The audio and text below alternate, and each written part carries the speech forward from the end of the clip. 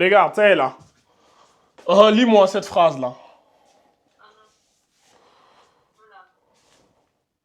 Sourate 89, verset 21. Ça donne quoi? Tu vois mal?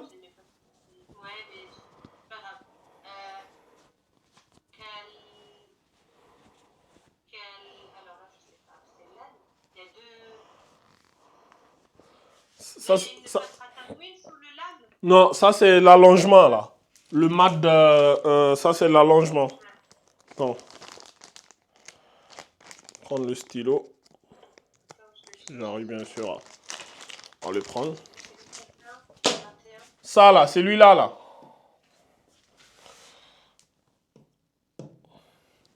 Lui c'est un allongement. Ça c'est lit Kalla. Ça c'est un allongement 4 parce qu'on a la Hamza qui est là. Donc ça donne. Kalla Isa.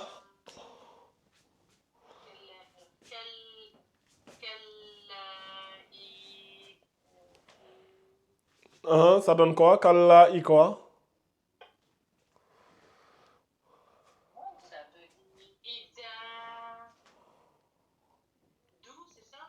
C'est d'où? Dukkatil. Dukkatil.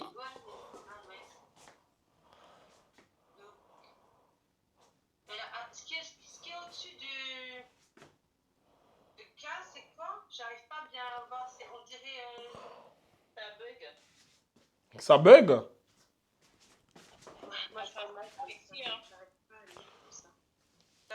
J'arrive, je chercher mon. Ça donne. Enfin, après, je sais pas si c'est moi ou si c'est chez toi là-bas, mais c'est comme s'il n'y avait pas de réseau. Ouais, le réseau est découvert. Est-ce que ça bug chez tout le monde? Non, on entend. Moi, j'entends. Non, j'entends. Mais au niveau de l'image, exact, c'est l'image. Voilà. L'image, ouais, ça arrête. Ah, l'image, c'est en fait les explications qu'il avait données la dernière fois, enfin, il entoure. C'est pour ça, c'est un peu entouré. Ouais, c'est les. Tous. C'est les explications là. J'avais entouré tout ça. C'est pour cela ça vous paraît un peu compliqué. Voilà, là, c'est bon, là. Tu vois? Ouais, là, c'est bon. Jamila, je t'aide, regarde. Kalla Isa Dukkatil. Ça, j'avais dit c'est til. Pourquoi? Parce qu'ici, on a le A ici. Ça, je vous avais dit parce que c'est une lettre lunaire. On passe de ti al. Ça, je vous avais dit, ça, c'est un peu, voilà, ça, c'est lié comme le sukun. Donc, ça donne, voilà. Kalla Isa Dukkatil Ardu. Tu vois? Isa Dukkatil Ardu. Dakkan Dakka. Tu vois? Dakkan Dakka. Est-ce que tu vois? Voilà, c'est ça qu'on avait parlé là. C'est de ça qu'on a donné la définition tout en haut là. Est-ce que tu vois? Donc, c'était ça là, Dakkan Dakka. Après, je peux comprendre que vous ayez du mal à lire ça parce qu'il y a d'autres règles du tajwid qu'on n'a pas encore vues, qu'on verra, Inch'Allah ta'ala, dans les prochains trucs. Donc, j'avais réécrit ça ici, tu vois, le Dakkan Dakka là. Je l'avais réécrit ici pour vous montrer, voilà, c'était la partie la plus importante ici. Maintenant, si on remonte, bon, si on reprend cette partie-là, ici aussi, vous voyez bien, c'est pareil. Ici, on a Waja, tu vois, ici, allongement en, celui-là, allongement ici en 4 secondes. Pourquoi? Parce qu'il y a la Hamza. Donc, on a Waja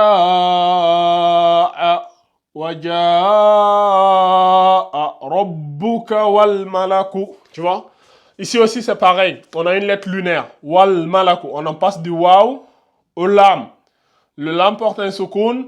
Donc, celui-là, je vous avais dit, lui-là, on ne le calcule pas. Ce symbole-là, vous allez le rencontrer à plusieurs reprises.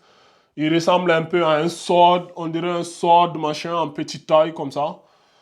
Faut pas qu'il va vous embrouiller. Voilà. Donc, on passe de là directement à lui. Donc, ça donne Waja'a rabbuka wal malaku saffan saffa. Donc, c'est cette partie-là qui nous intéresse ici. Saffan saffa.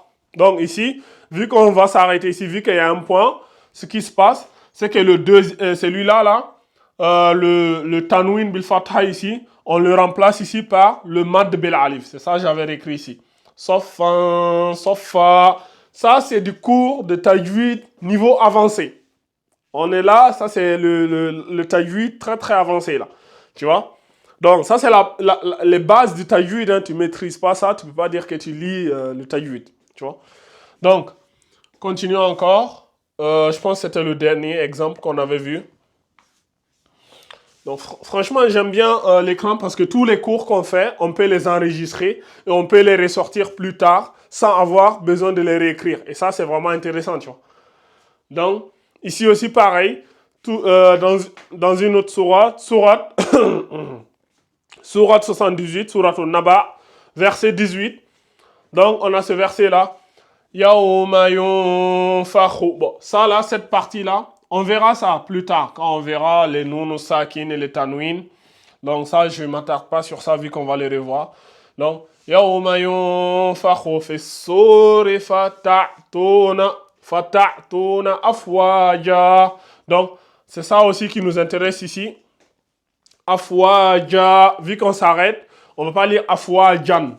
On remplace le dernier tanwin bil fatha par un mad bil alif. Tu vois?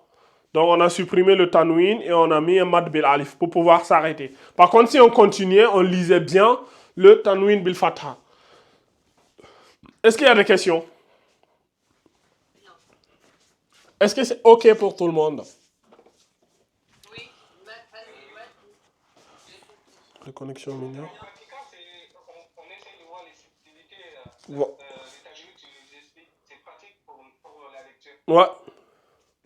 Ça, ouais, en plus, c'est pas compliqué, quoi. Quand on t'explique, tu te dis c'est facile. Mais si on t'explique pas, tu sais pas. Par exemple, ça, là, honnêtement, pour quelqu'un comme vous, l'explication en 2 minutes, tu as fini avec la règle. Tu sais que quand il y a le tanwin bil fatha, dès que tu vas tanwin bil fatha, si c'est à la fin si c'est à la fin de la phrase et que tu veux t'arrêter, tu le remplaces juste par le mad bil alif. Honnêtement, tu vois, en 2 minutes, on a fini l'explication.